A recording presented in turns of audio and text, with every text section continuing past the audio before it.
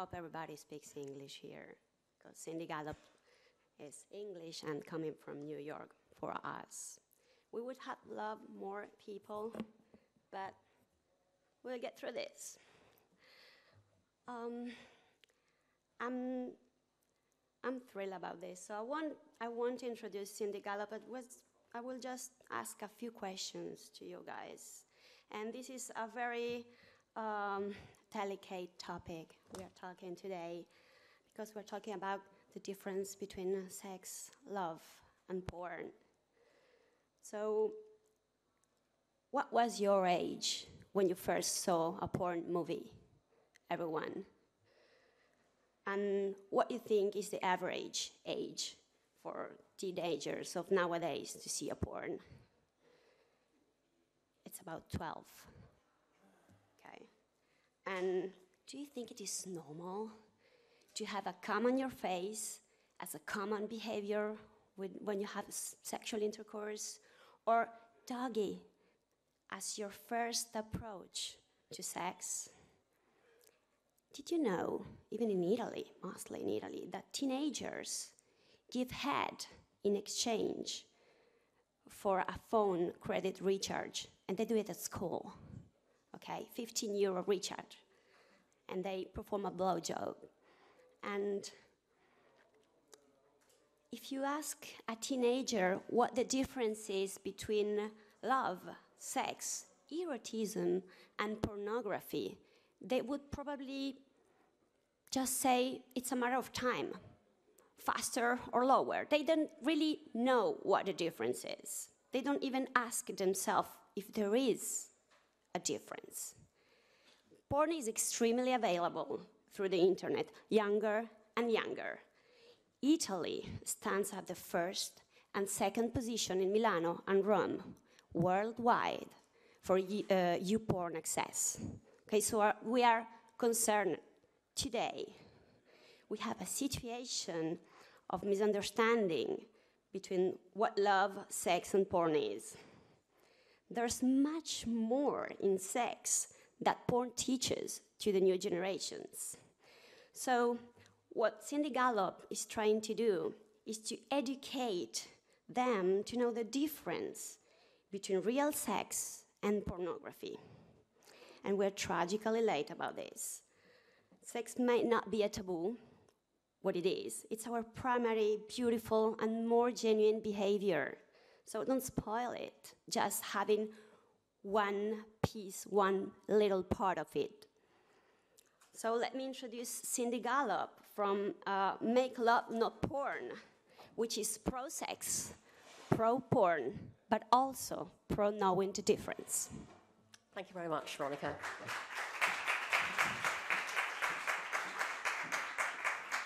Hello, Social Media Week Milan. I think you may already have a sense of this from Veronica's talk, but I just have to say before I start, is there anybody in this audience who'll be offended by the use of sexually explicit language? Anybody on live streaming who will be offended by the use of sexually explicit language? If so, please leave now or block your ears. I don't want Social Media Week to get in trouble, and you have now been duly warned. I date younger men.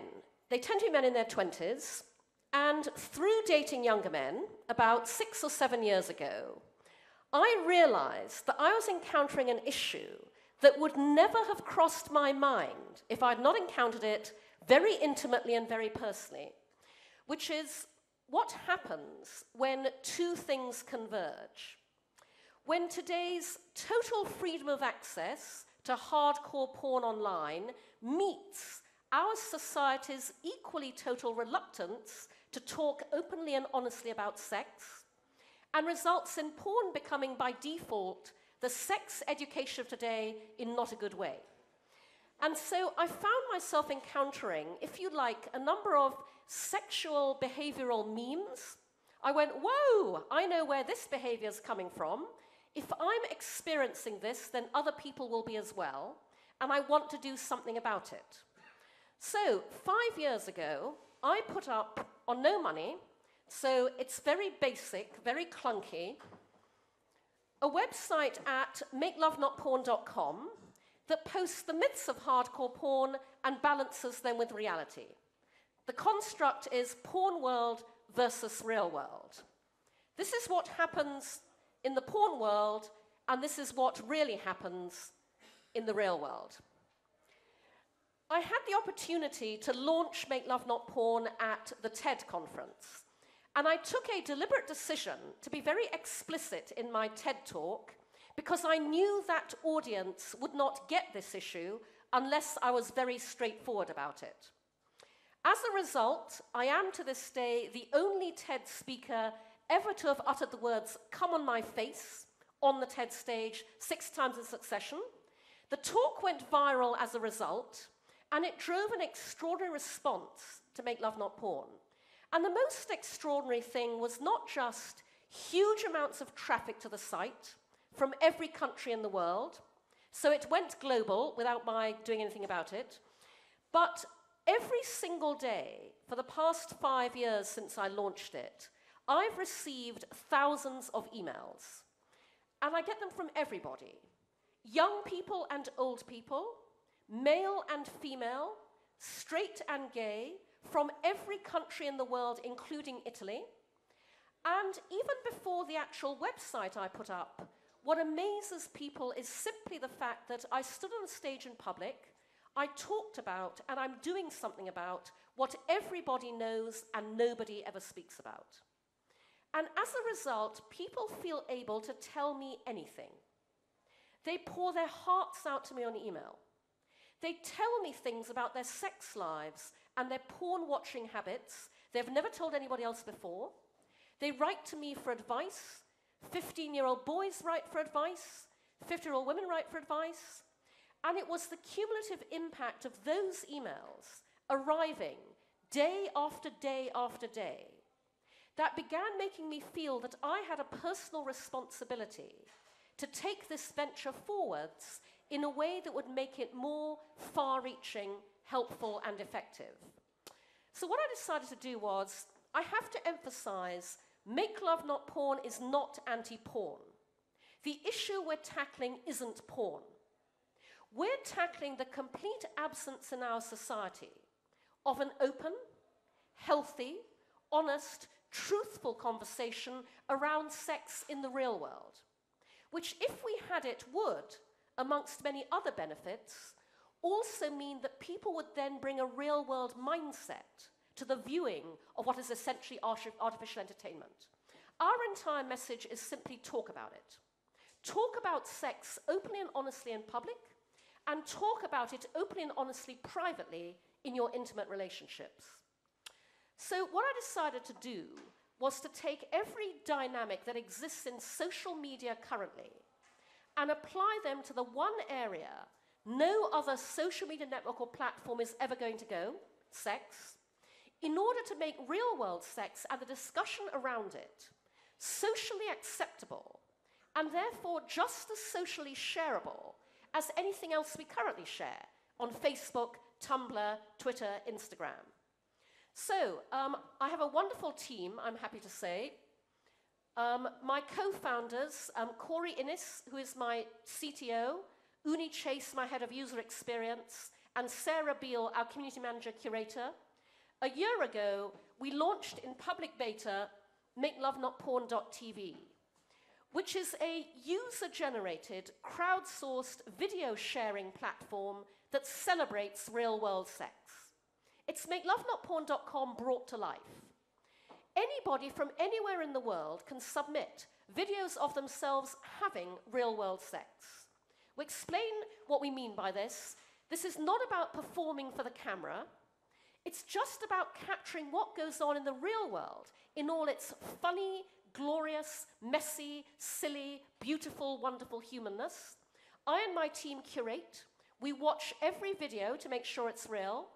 And we have a revenue-sharing business model.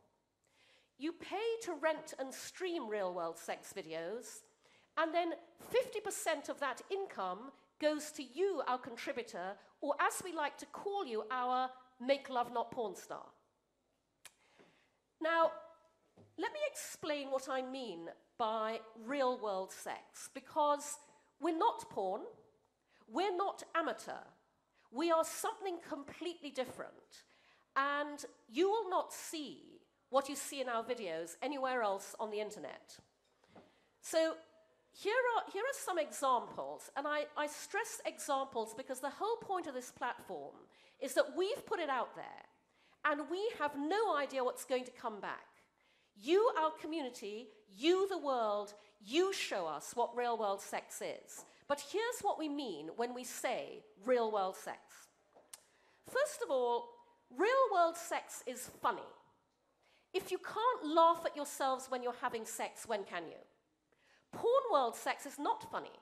Porn has parodies, but the sex in them is in deadly earnest. One of the reasons we're doing this is that we want to reassure people the same shit happens to all of us, because we never talk about it.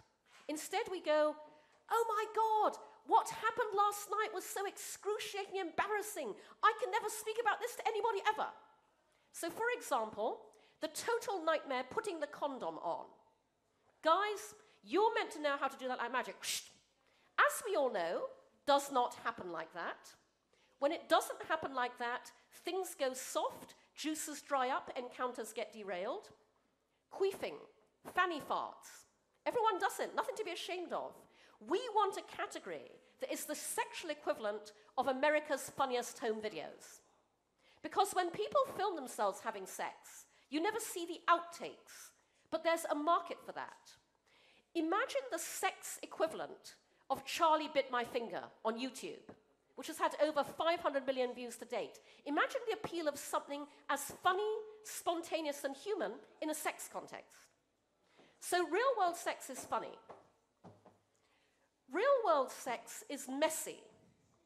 It always amuses me when people talk about porn as being dirty, because porn actually sanitizes sex. Porn's very clean. In porn, nobody has hair. You never see anybody actually using lubricant, even though they get through gallons on set. You never see any of those nice, messy things that happen in real-world sex. So we want categories like period sex. You never see that in porn. And as a result, a myth has sprung up for young guys and girls today that goes, whoa, can't have sex during your period. Whereas it's actually when we as women feel our most turned on. Then, very importantly, by the way, can I just ask, is everything okay, or... Sorry? Yeah, it's not working very well. I'm very happy operating it manually, thank you. Yeah, I'm good. So, real-world sex is responsible. In porn, either there are no condoms, or all of a sudden the condom's on. Jump cut. They're having sex. Where did that come from? So we invite the hottest, most arousing real-world sex content that actively competes to eroticize condom usage. What's the hottest, most arousing way? You can introduce the condom into the action, put it on, take it off, dispose of it. I have sex with condoms all the time. I want to watch my kind of sex, but I particularly want creative ideas for those awkward condom moments that we all go through. And if more of us had more creative ideas on how to make those awkward condom moments hot and arousing, there'd be a lot more safe sex happening, a lot less sexually transmitted diseases, and a lot less unwanted pregnancies. And then I'll give you one last example of what I mean by real-world sex. As a team, we sit around discussing our own sex lives because we've designed our own experiences into our platform.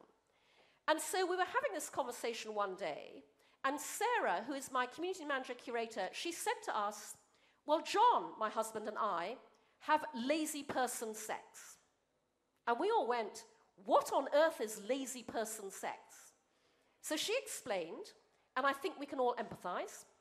Lazy person sex is when the two of you have had a really long, hard day. You're utterly shattered. You're lying in bed at the end of that really long, hard day. You're totally knackered. You're completely tired and exhausted, but you're really horny. You want to get off. You don't want to have to lift a single finger to do it. And that's when John will nudge Sarah and go, can we just have lazy person sex? And when I heard that, I went, oh my God, we have to have a category that is make lazy person love not porn. Because this is what happens in the real world. You don't have to rock it like a porn star every time. You can have hot, arousing, lazy person sex. And we want to see those videos so that other people have ideas on how to do that as well. Now, we have a very particular copy and design philosophy for MakeLoveNotPorn.tv. Everything on our website, the copy, the design, right down to the thumbnails on the videos, apart from the actual videos themselves, is safe for work. This is the website where, if somebody suddenly sits down next to you, you never have to slam your laptop shut. It's okay. It's Make Love Not Porn. Our criteria is literally that you could be on an aeroplane, you could, with Wi-Fi, you could have your laptop open at your seat to Make Love Not Porn. There could be kids running up and down the aisle next to you, and as long as you're streaming video, it's fine. It's socially okay. These are some of the icons that we use, some of the design that we use. And we launched in private beta a little over a year ago, actually. And I have to give the porn industry full credit for recognizing the disruptive potential of what we were doing before anybody else did. This is a headline from XBiz, the porn industry's biggest trade journal, which said, when we were only 2 weeks old, Cindy Gallop's new website takes aim at porn status quo. And by the way, the porn industry is very interested in and supportive of what we're doing. In amongst those thousands of emails that I received when I launched MakeLoveNotPorn.com were a number of emails, much to my surprise when this first began happening, from people in the porn industry. Specifically, Generation Y in porn, 18 to 30-year-olds. Because Gen Y in porn is like Gen Y anywhere else. They're entrepreneurial, they're ambitious, they're questioning and challenging the old world order, and they want to be a part of the new. So I found that 20-something porn stars and porn directors reaching out to me, saying, we love what you're doing, we want to help. So a number of my friends in the porn industry are helping us. We have a category on MakeLoveNotPorn.tv where porn stars get to post the sex they have off camera in the real world. Because porn stars have real world sex too, that is completely different from the sex they have on camera. And so my gay porn star friends, my lesbian porn star friends, and my straight porn star friends are sharing the real world sex they have in their real world relationships on MakeLoveNotPorn.tv. Now, I'm very pleased to be able to tell you that the other place that got very excited the moment we launched, when we were only 2 weeks old, was Italy. Italy saw the potential in what we were doing very early on. So L'Espresso said, goodbye YouPorn, hello Make Love Not Porn. This site, if successful, has the potential to topple the giants of the industry like YouPorn. Today said, hello YouPorn, Make Love Not Porn comes and will make you crazy. The website is still in beta. It promises to change forever the world of online pornography. Now, we love the fact that Italy saw the potential in Make Love Not Porn very early on, and we love what the press is saying here. But actually, we're not going up against porn. We don't compete with porn. We play a very different role to porn. We're not simply masturbatory material, although we're very happy to be that too. The difference in what we're doing is exemplified by one of our members, a man in his 40s, so he's obviously watched an awful lot of porn. He's a very big fan of what we're doing. He said to us, when I watch MakeLoveNotPorn.tv videos, I feel I've never seen people have sex before. That's the difference between porn and real-world sex. And another member, a younger man, captured it very well for us when he said, watching porn makes me want to jerk off. Watching your videos makes me want to have sex. We're like any other social media platform. We're about connecting people. We work in exactly the same way. Think about all of those celebrations of relationships that crop up in your Facebook timeline every day.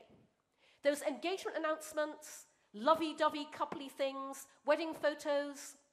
All we're doing is we're providing a platform to celebrate that last air of human relationships nobody else will let you. But the motivations and the social dynamics are exactly the same. So on Facebook, in your timeline from your friends, it's stuff like, we're madly in love. And here we are on a blissful romantic weekend in Paris. Here is a photograph of us kissing in front of the Eiffel Tower. You know, here we are walking the Luxembourg Gardens. And on Make Love Not Porn, it's, we're madly in love. And here is the phenomenal sex we had in that hotel room in Paris on that great romantic weekend. We are sexual social media. We're about connecting people to get to open up communication around sex, to talk more, in order to get to better sex, to get to better relationships, to get to better lives.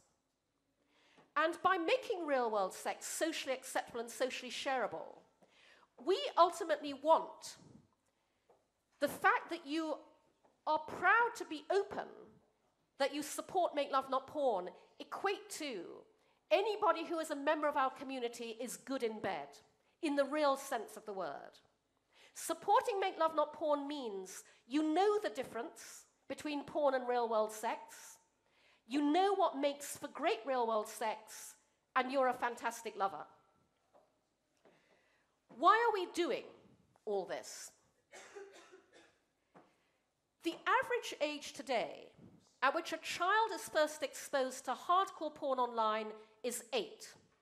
And a global survey done last year indicates that age may have dropped to 6. This is not because 8-year-olds go looking for porn. They don't. It's a function of what today, in our society, is utterly inevitable. It's a function of what somebody shows them on their cell phone in the playground. What happens when they go round to the neighbour's house? Because it doesn't matter what parental controls you have in place at home. Your kids live their lives in other places. Or, because this is the most wired generation ever, an 8-year-old or a 6-year-old does something really cute and innocent. They learn a new naughty word and they Google it. Penis, hee. 1 or 2 clicks away is something they never expected to find. Like the 7-year-old daughter of a friend a few weeks ago who innocently Googled black tights and spelt it T-I-T-S. And the problem is that, you know, there is no data on this area, but by my estimation, less than 5% of parents ever talk to their children about sex. And back in my day, if you were one of those parents prepared to at least have the conversation used to be purely logistical. The conversation used to be, this goes into this, when a man loves a woman, the birds and the bees. The conversation you need to have today, as a parent, goes, darling, we know you're online, we know you're looking at porn, and we just need to explain to you that actually not all women like being tied up, bound, gangbanged, raped, choked, and have men come all over them. And actually, not all men like doing that either. 100% of parents are not having that conversation. And you have to. Because we are at a zeitgeist moment where we cannot go on operating around sex and porn the way we have been. And I say to parents, you cannot begin talking to children about sex too early, and today you have to talk about porn as well. Because they will see it years and years before their first sexual experience. They will come across content that can be utterly confusing and traumatizing, and you have to address that. I received an email last year from a young woman thanking us for Make Love Not Porn. Her email contained the line, when I was 8 years old watching my first porn gangbang. A man wrote to me on Facebook last year, a father, a complete stranger. The heading of his email was, my wife and I cannot thank you enough for what you're doing. He said, I have a 10-year-old son, and we decided it was time to have the sex talk. So I sat down with him, and he said to me, Daddy, why do men wear masks when they're having sex? And this father wrote to me and said, we have parental controls on our iPad, and my 10-year-old son has somehow managed to find his way to a site where men wear masks when they're having sex. He said, we can't thank you enough. When he's older, we're sending him to your site. So that's why we're doing what we're doing with Make Love Not Porn, to make it easier for everybody to talk about sex. And so far, at 1 year old in public beta, we have over 235,000 members. In fact, 238,000 when I looked this morning.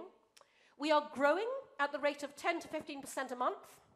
We have 60 Make Love Not Porn stars. We have Italian Make Love Not Porn stars, by the way. Italians are sharing their real-world sex with us. We have 160 videos. We've gotten shed loads of media coverage all around the world without doing a single bit of media outreach. We have universally positive reactions. When people understand what we're doing, nobody can argue with what we're doing. And we are already seeing the social and business acceptability dynamics improving.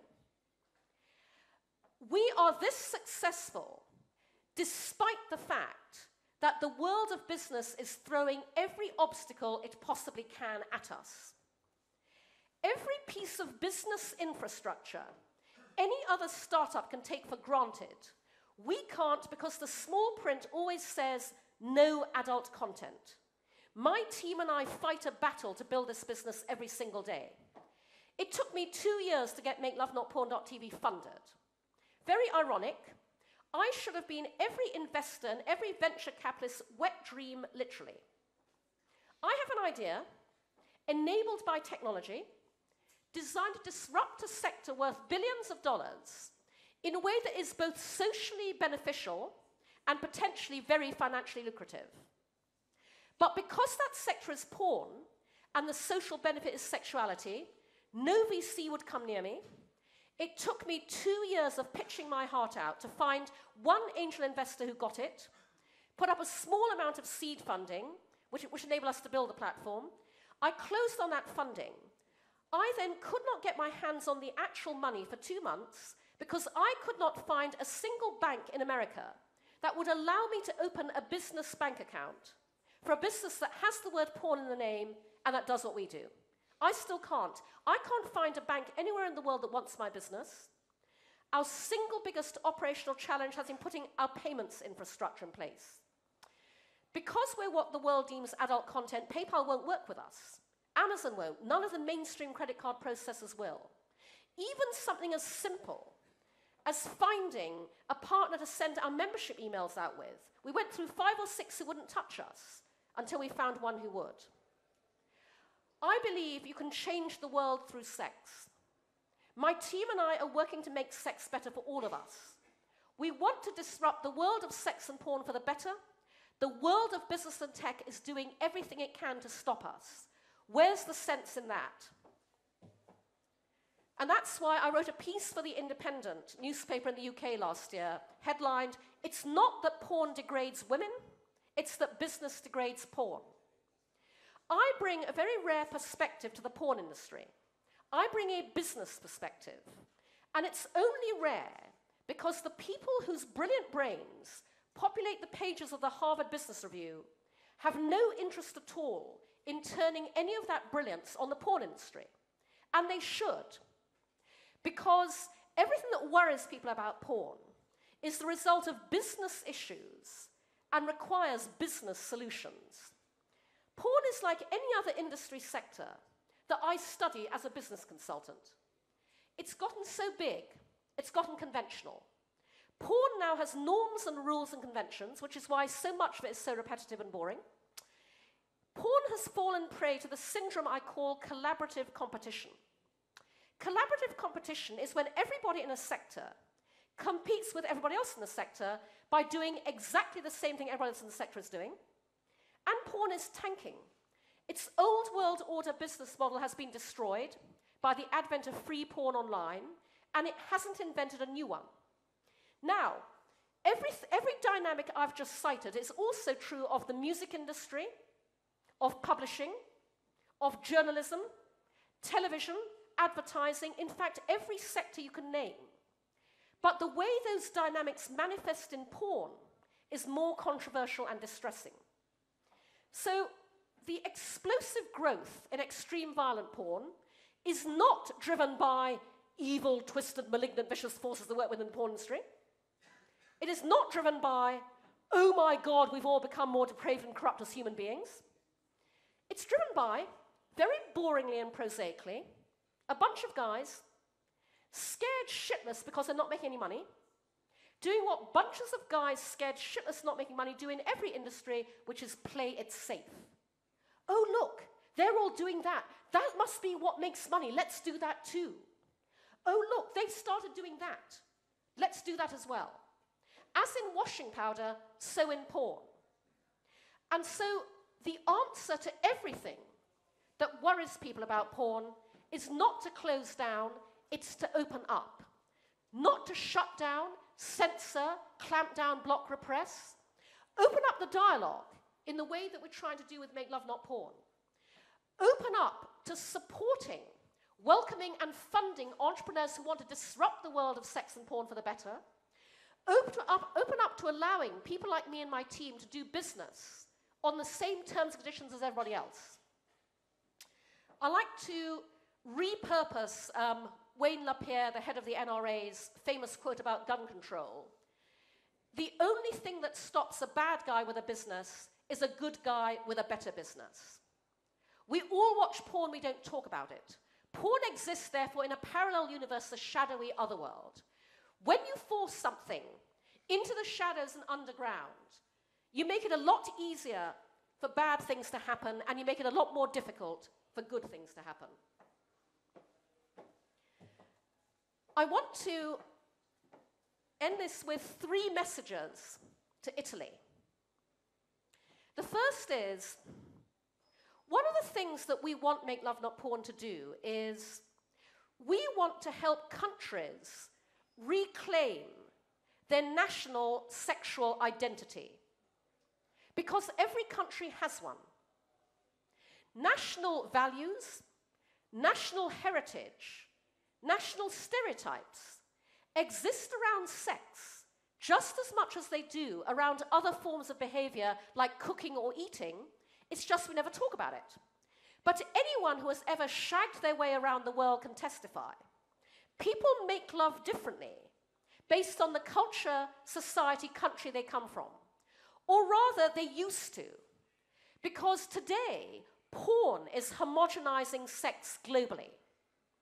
Every country's own porn industry is influenced by the tsunami of porn coming out of the San Fernando Valley outside LA. And so, Italy, I want to call on you to make Italian love not porn. Everything about our society today and the impact I've talked about requires that you open up a national dialogue around your heritage when it comes to sex. What does Italy believe today about real-world sex? What are Italy's values? We want you to make Italian love not porn, and we want you to share it on MakeLoveNotPorn.tv. We would like to instill a sense of national pride, and by the way, we wouldn't mind instilling a sense of national competitiveness. We would like the Olympics of real-world sex playing out on MakeLoveNotPorn.tv. And by the way, the Italian Make Love Not Porn stars already contributing are doing your country proud. They're representing in a very good way. We would love more of you to join them. And because of this, I get asked all the time, please launch Make Love Not Porn in my country. Whether it's Italy, or it's France, or it's Japan, or it's China. And we would love to launch an Italian version of Make Love Not Porn.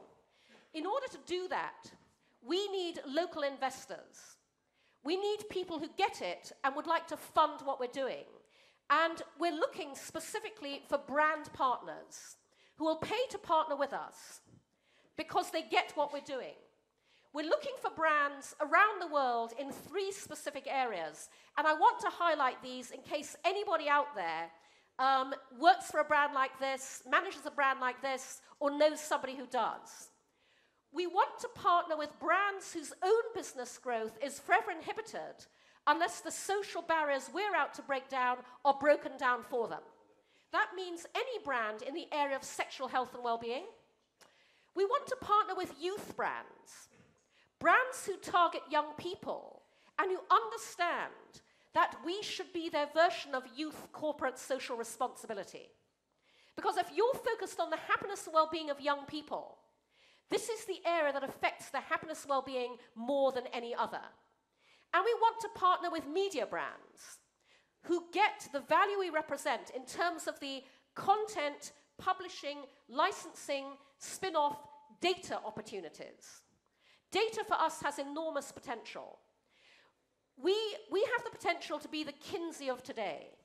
Real world, real time, real life human sexual behavior, captured and aggregated in a way that nobody else is doing, in an area that is notoriously research and data free, because for all the reasons that we battle every day, nobody wants to fund studies in this area, and nobody wants to fund the ComScore of sex. And also, this is the area of research where there is the biggest possible gap between what people say and what people actually do. And we are all about what people do. We see enormous potential and many future revenue streams in Make Love Not Porn. Through data, through brand partnerships, through real-world sex advertising. We plan to have a category on Make Love Not Porn where, as long as you embed it in a real-world sex scenario, showing real people having sex for real, you can sell anything. And when I say anything, I don't just mean condoms, sex toys, vibrators. You can sell any perfectly ordinary household good product or service as long as you integrate it entertainingly into a real-world sex scenario. They say sex sells, well, let's find out. The chair they're sitting on, the necklace she's wearing, the stereo in the background, the mood lighting in the room, Philips. Many, many opportunities for highly viral engagement possibilities. We have a plan to repurpose some of our proprietary software. Again, because no streaming platform would work with us, we had to build our entire video sharing platform from scratch. That gives us some very interesting proprietary opportunities. We see brand extensions in products and programming. We want to be a foundational platform for an entire ecosystem of collaboration with anybody else who wants to change the world through sex, in the same way that the iPod, the iPhone, the iPad created a secondary and tertiary market for accessories and apps. And one day, who knows, the Make Love Not Porn Awards. And I'm telling you this because my second message to Italy is the next big thing in tech, business, and society is changing the world through sex. This is never the area that any entrepreneur is encouraged to pioneer in. I really want entrepreneurs in Italy to consider starting up ventures designed to change the world through sex. And separate to all of the other arguments I've been making, oh my God, the money to be made. And the money to be made in two areas, the second one of which nobody ever thinks about, because they just don't think it's possible. First of all, obviously, the money to be made out of sex. We all have it, we all enjoy it, recession-proof, market never goes away. But secondly, the money to be made out of socially acceptable sex. When you make sex socially acceptable and socially shareable, in the way that I and my team are setting out to do, you potentially double, triple, quadruple your returns. When you normalize people feeling really good about openly buying into and using your products and services, sharing them, recommending them, and proudly badging themselves as brand ambassadors. My final message to you, Italy, is if you find what I'm doing intriguing and interesting, here's what I want you to take away from it. This is what a venture concepted by a woman, co-founded by two women and a man, and built by a tech team that is more female than male looks like. Different.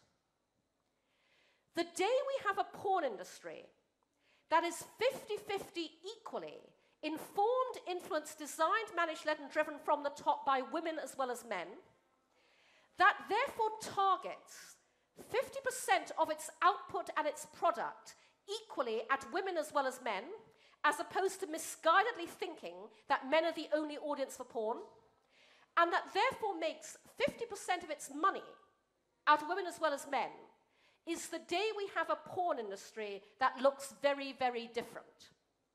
More creative, more innovative, more disruptive, and a better industry overall. And by the way, that is true of every single industry. My brilliant female pornographer friends, these are just a selection of them.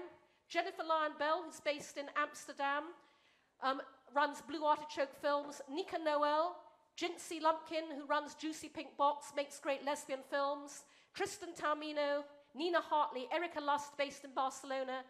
These are women doing really interesting, disruptive things in a few corners of what is still a male-dominated industry.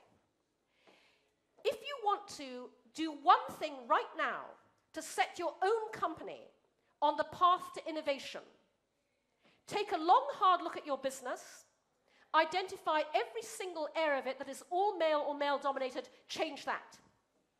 Just doing that one thing will instantly set you on a more disruptive path to owning the future, because diversity drives innovation.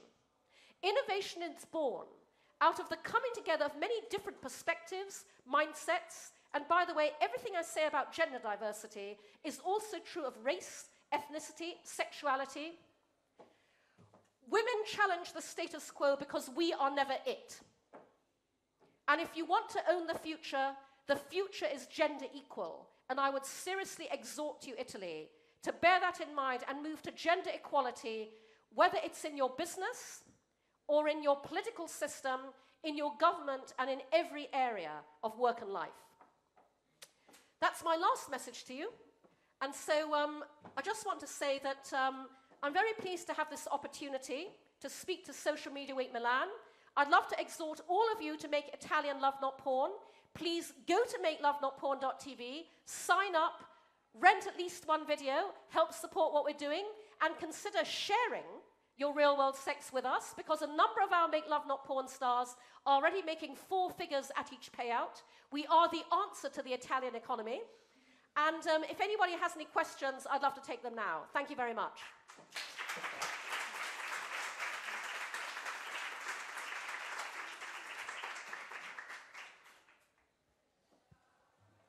The theme of Social Media Week here in Milan is always on, always connected. And one of the things that we don't talk about is that for young people today, internet porn is always on, and it's their primary source of sex education. Porn itself is not the issue. The issue is our failure as a society to talk openly and honestly about sex in the real world. That is what my venture, Make Love Not Porn, is designed to address, and that's what I'm very pleased to be speaking about here in Milan, in Italy this week.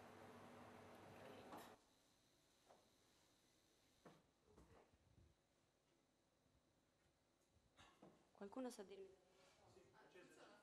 È acceso. Allora, io spero tanto che abbiate delle domande. Mi sono preparata questo microfono per venire a cercarvi. Eccolo. We are doing a half-half Italian and English, so everyone can get it. Yeah, no worries. Hi, I'm Luca. I discovered your website probably when you were still launching it at Picnic or somewhere else, and I was curious and I went online when it was started. I'm curious about your business model because you know Chris Anderson said, and many others before of him, that internet is free, and at least the most business models on internet are freemium. So are you thinking about some free part of your website? Avete capito tutti? Sta facendo una domanda rispetto al business model, che per ora ci sono gli affitti dei film a pagamento, il nolo, ma sta chiedendo se ha pensato a una parte totalmente 100% gratuita. So I designed our business model around my own personal business philosophies. I believe that everybody should realize the value of what they create. And I feel that particularly strongly because my background is theatre and advertising. Two industries where ideas and creativity are massively undervalued, even by the creators themselves. I believe that when you create something that gives other people pleasure, you should see a financial return on it, and the more people you give more pleasure to, the greater that financial return should be. So our business model at Make Love Not Porn is the diametric opposite of the porn industries. In the porn industry, as a porn star, you are paid by the scene. And payment for a scene can range between a few $100s at the low end for newbies in the industry, all the way up to absolute maximum $1,000, maybe $2,000 for the really big names in the industry. And that model operates for everybody. That scene will then go on to be viewed billions of times online. On Brazzers.com, on NaughtyAmerica.com, on Sex.com, and the porn stars will never see a penny of any return from that. There are no residuals in porn. There are no repeat fees in porn. With our model, the more people who enjoy your video, the more money you make. And another very important philosophy for me is people value you at the value you are seen to put in yourself. Nobody values anything they get for free. So I'm happy to say that, at a year old in public beta, we are taking in revenue every month. We're still a startup. It's not a huge amount, but it's in the tens of thousands of dollars. In a world where the received wisdom is nobody pays for porn, they're paying for real-world sex. And that's because our members get it. I got an email from a man a couple months ago. He wrote to me and he said, I'm a member of several paying porn sites, and I decided to join yours to use it in exactly the same way. He said, I have to write this email to you. Even if it's only one of thousands, even if it will never be read, which is not the case, we read all the emails we get. He said, I watched one video, I get it. What I saw was absolutely beautiful. I feel like I owe you guys a debt of gratitude. I didn't expect to be converted, if you will, but I was. So, we are unlike anything else out there. We have a very clear sense of our own value. And we ask you to pay for that value. And if you don't want to, that's fine. We're not competing with porn. But our members who see what we're doing and understand it are very happy to pay for it. And by the way, that's just our core business model. And as I said, once we hit more of a critical mass, we see many more revenue streams. And ultimately, we hope to get to the point where we can provide free access to things that will help people. But one of the reasons I also designed our business model the way I have is because I believe the future of business is doing good and making money simultaneously. My other venture, IfWeRanTheWorld, is about the fact that I believe the business model of the future is shared values plus shared action equals shared profit, financial profit and social profit. I designed Make Love Not Porn around that. I knew I'd have to create a self-sustaining business because nobody would fund me. We can't get the access to capital other businesses will. And so we have to support ourselves while I look for the very few like-minded investors or brands who will pay to partner with us. Does that answer your question? Vuoi fare un'altra domanda? Spiego velocemente la risposta sul business model. La domanda era se pensavano fare qualcosa free. E lei ha detto no. No perché, I'm just translating. Sure. Please. No perché è una frase che diciamo anche molto in Italia. Se non dai tu per primo valore a quello che fai, perché dovrebbero darlo gli altri? Quindi se tu fai qualcosa di buono, che dà anche piacere, dandogli il valore giusto, glielo daranno anche gli altri. Grosso modo, stretching the answer. Proverà in un futuro, quando avranno un business model, quello che ci ha spiegato con gli sponsor eccetera, a dare certi contenuti gratuitamente, appunto perché necessari a molte persone per capire la differenza proprio a fine pedagogico e educativo, ma non ci siamo ancora. Thank you very much, Cindy, for your presentation. I have a question. I'm not a father yet. Hopefully, I'll be, one day soon. I find that a lot of parents are scared about having the talk, especially if it's an 8-year talk, 8-year kid.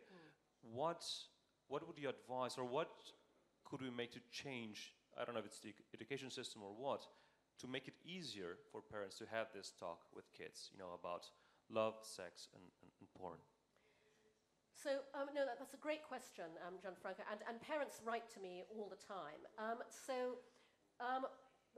What I say is, I mean, first and foremost, as I said earlier, you cannot begin talking to children too early about sex. And I don't mean by that literally start talking about sex. I mean, the very first time your child asks where babies come from, touches themselves in the bath, the important thing actually is not even what you say as much as how you say it.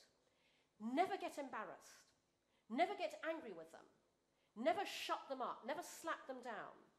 Answer very calmly and openly and straightforwardly. And open up a channel of communication that will always be there for them as they get older. And as I said, you have to talk to them about, not only about sex, but about the fact that there is this thing called porn. And you will explain why they shouldn't look at it until they're older, but that if they come across it, here's what they need to know about it. And you're right, in all of this, we have to get parents themselves comfortable with the idea of talking about sex first. And that's a combination of really having parents understand the situation as it really is today. And that's why I'm delighted to be participating in this dialogue here, and I hope this is going to spur a lot of media coverage and the media writing about this. And also, I want to see many more ventures like ours, because what we're doing is we're building a platform and tools to be sexual social currency, to help make it easier for people to talk about sex. So in amongst those thousands of emails I get about Make Love Not Porn, there's a whole group that all say the same thing. They go something like this. I came across your TED Talk, I went to your website, I shared them both with my, fill in the blank here, boyfriend, girlfriend, husband, wife, lover, partner. Off the back of that, we had a great conversation. Now our sex life is so much better, thank you so much. And so we're an external resource that makes the conversation easier. Parents use us in that way. Parents write and say, thank you so much for MakeLoveNotPorn.com. I didn't have to have the conversation, I've just sent my kids the site. Or, a mother wrote and said, my teenage son and his friends were hanging out at our house the other evening. I made them all sit down. I played them your TED Talk. At first, they're all squirming and embarrassed, but actually it gave rise to 2 hours of a great discussion coming off the back of that. And so the more prompts that all of us can provide in the media, in popular culture, and by the way, movies, television, music videos have a role to play here. We lack authentic, honest portrayals of sex in popular culture generally. I'd love to see more of those. The more that we can stimulate this discussion and be really open and healthy about it, the easier it is for everyone to talk about it, and the more we give kids a sense of what is real and what is not. People will often say, oh, but come on, surely everybody knows that porn is fantasy. That's like saying that people will learn about driving from watching The Fast and the Furious. Well, here's the difference. From the moment you're born, as you grow up, you watch other people driving. You learn the rules of the road. Your parents teach you to look both ways when you cross the road. You learn you can't drive till you have a license. You have to take lessons in order to qualify. Once you are a driver, you know what safe driving is. We talk about driving all the time. We don't talk about sex. That's the difference. And so the more things we have around us that open up this dialogue and make it easy for everyone to have, including parents with their children, the better. Avete capito? Spiego un po'. Qualcuno ha un'altra domanda? Any question? Thank you very much for the talk. I was curious, how do you plan to approach countries where the gender divide is higher? For instance, Russia or India? Do you have an idea that maybe you have to change your communication strategy? So first of all, we have no communication strategy. And what I mean by that is we're tiny, we're bootstrapping, we have no money. Our seed funding ran out last summer. So the one good thing about having a controversial venture is that the media covers us all the time without us doing a single bit of media outreach. We do have, our marketing strategy is one thing and one thing only, but it's a very difficult thing to achieve. At the start of this, I said to my team, our marketing strategy is that one day We want to be result number 1 on page number 1 of every single Google search for the word porn. At 1 year old in public beta, we are currently result number 35 on page 4 without doing a single bit of SEO. So we're pleased about that. But we're a global platform, so we get traffic and son of members from all around the world. Our highest traffic comes from India, Pakistan, Indonesia, China, all the countries where any discussion of sex is utterly repressed. We get traffic silence members from every single country in the world. It's driven very much by media coverage in those countries. And so we absolutely get traffic from Russia, from Romania, from Eastern Europe generally. And I can tell you, this is an issue globally, and what we're doing resonates globally. And by the way, I concepted Make Love Not Porn as a global venture, because I knew this issue had to be tackled globally because of all the people who wrote to me from every country in the world. So actually, you know, every country gets it, and every country needs it, and every country writes to me and says that.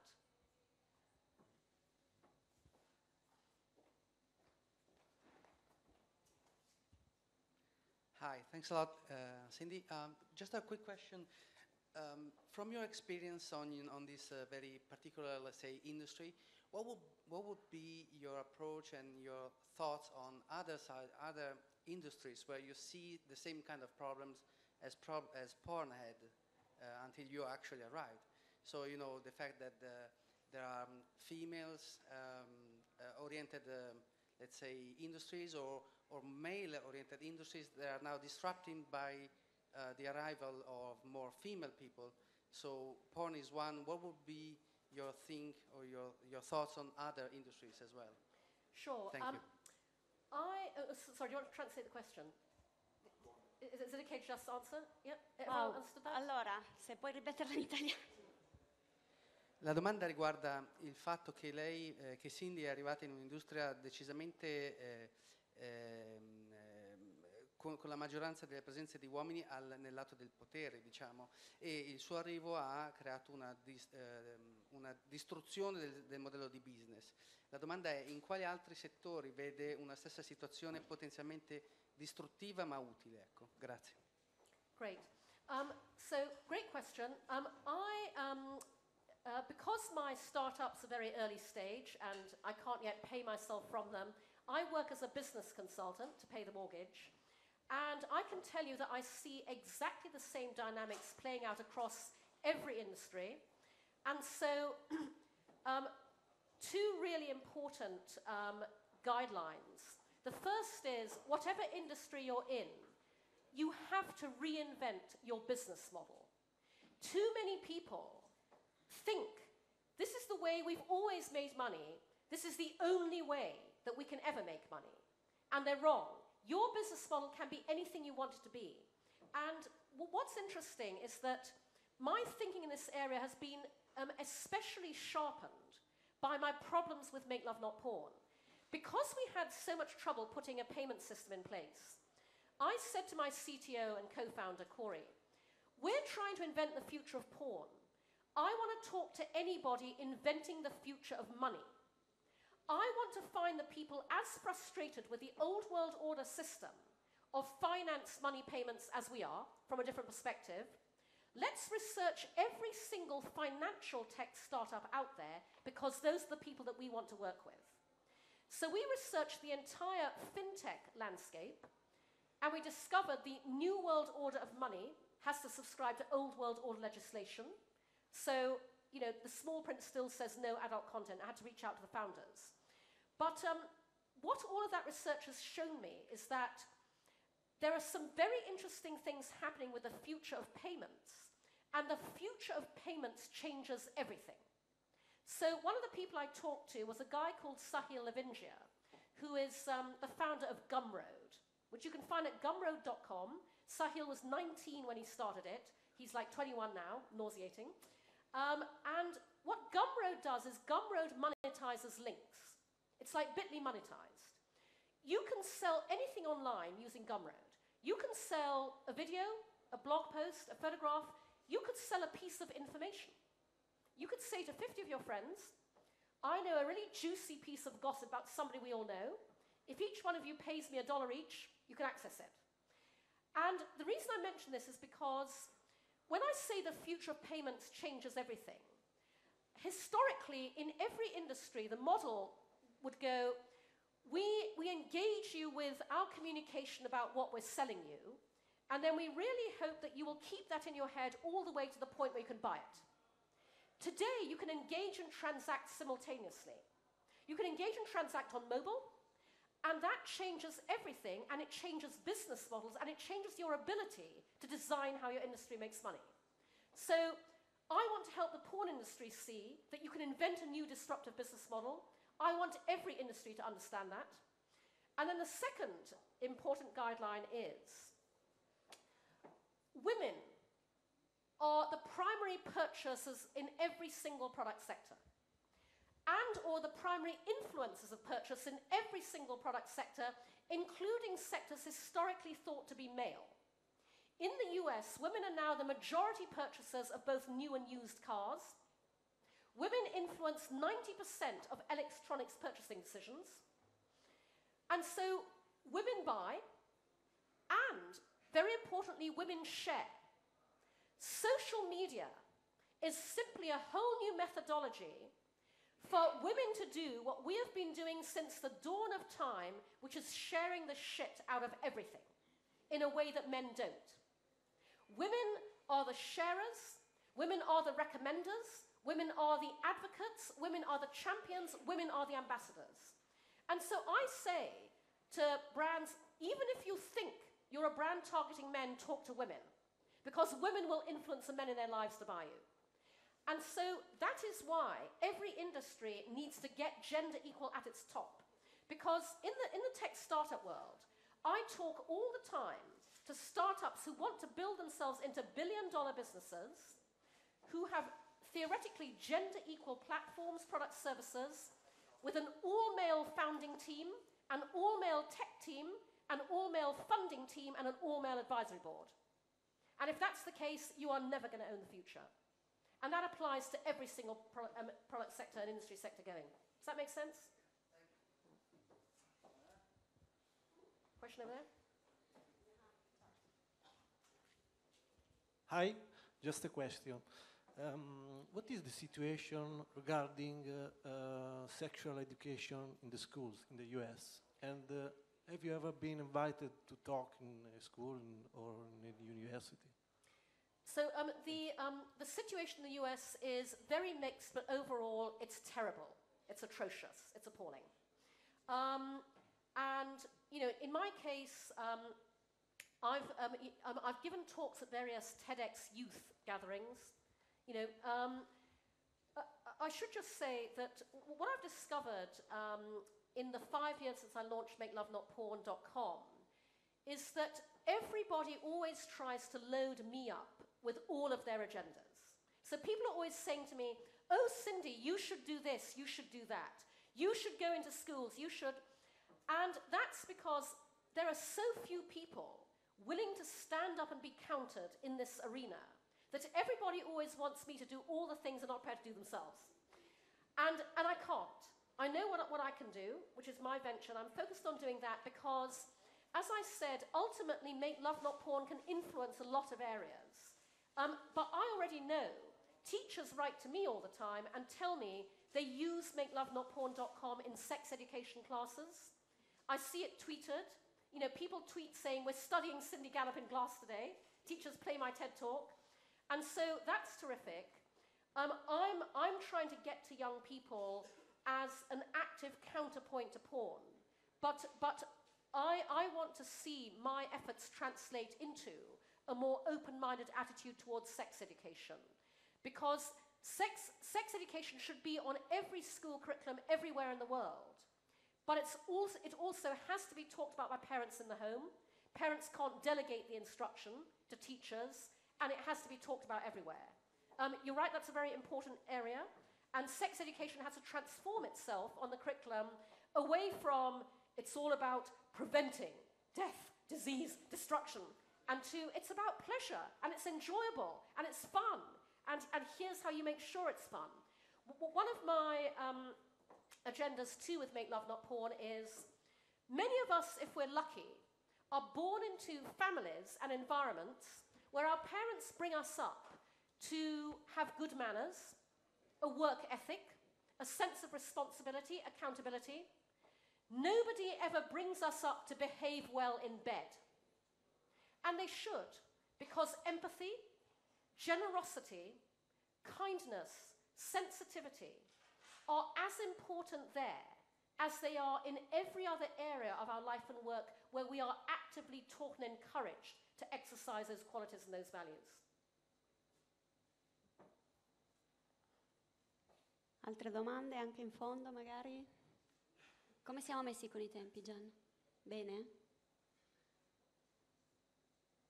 I had something to say. I came across a movie I haven't seen last year. It's called Don John. And it's very interesting because there's the other side of the coin. If as a standard, men are more related to porn than love, and women are more related to romantic comedies. And that love we see in the movies is also unreal. So we are like, I'm talking by myself, I'm almost 40-year-old. We are like going to the antipodes, women in a side and men into the other. So this is the flip side of our society forces men into a construct of masculinity a lot of men have no interest in being a part of. I wish that people would realize that the complete reverse of what they suppose is true. Women enjoy sex just as much as men, and men are just as romantic as women. And our society does not acknowledge that, and popular culture doesn't acknowledge that either. And so I would love to see a reversal of the assumption there, because romantic comedies are not just for women, and porn is not just for men.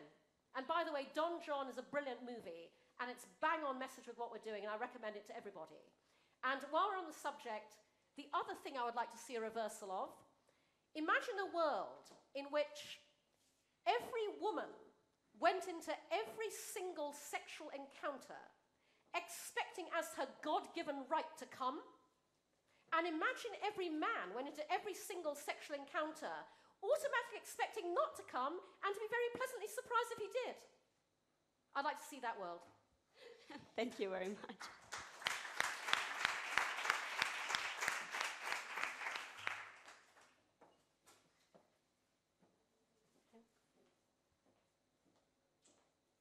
Abbiamo finito. Thank you very much, Cindy. I don't know what to say. Like, visit MakeLoveNotPorn.tv. I already did.